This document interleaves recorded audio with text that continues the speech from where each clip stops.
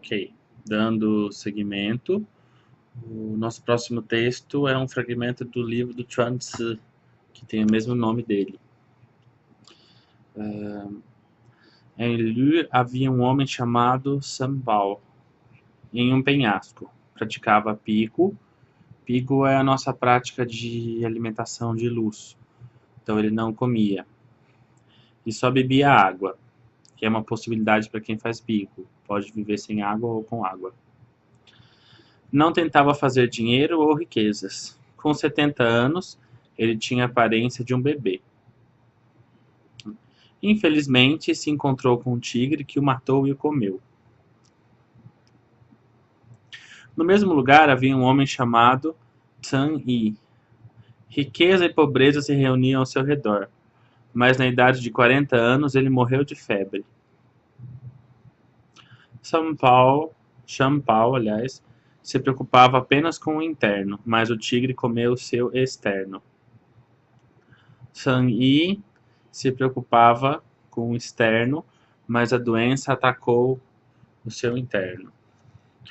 Então aqui a gente tem duas coisas muito importantes nessas referências. A primeira referência é que o primeiro homem ele se preocupou só com a espiritualidade dele. Então ele não construiu uma base, ele não se edificou, né? Ele não tinha um grupo de prática onde ele podia ter estrutura, etc. Às vezes na nossa cabeça a gente pensa, por exemplo, que uma pessoa pode ir para a caverna e fazer esse processo sozinho.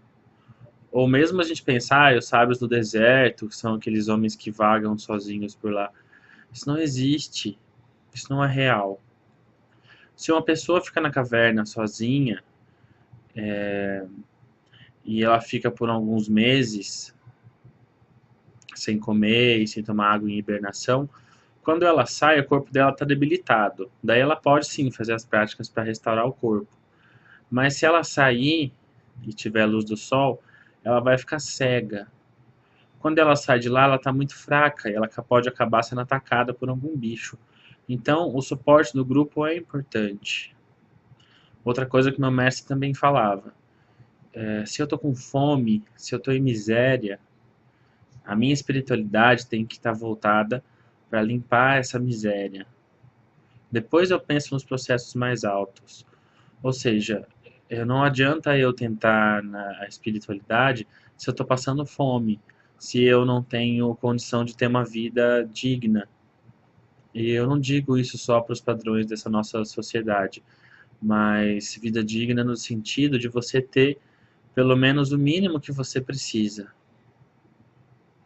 Já outra pessoa, ela pensava só nos aspectos de riqueza e de bens materiais. Então ela acabou não desenvolvendo nada internamente e teve uma doença e acabou por morrer.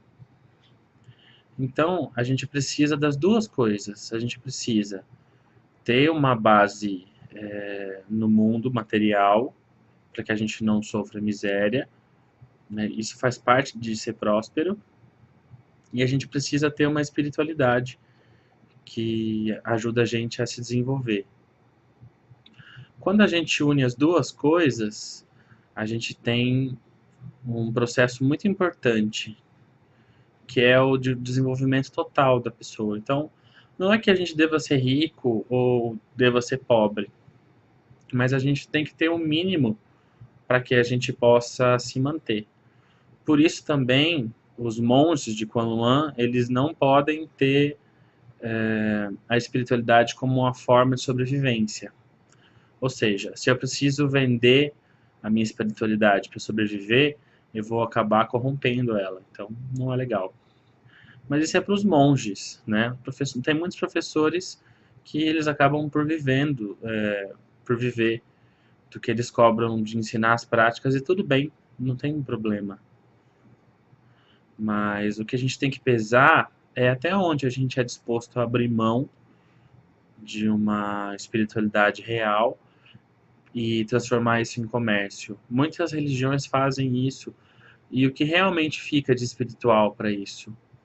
Né? O que realmente fica de autoconhecimento, o que realmente fica para o desenvolvimento das pessoas? Então, se a gente não acessa essa face humana, a gente está perdido, ok? Então, vamos nos abrir para a prosperidade material e também para a prosperidade espiritual, onde a gente possa ter os nossos tesouros no céu e a gente possa ter o mínimo na terra, pelo menos, para que a gente possa ter algum tipo de conforto e sempre estar dividindo as coisas e estar junto com os nossos irmãos espirituais. Muito obrigado, até o próximo vídeo.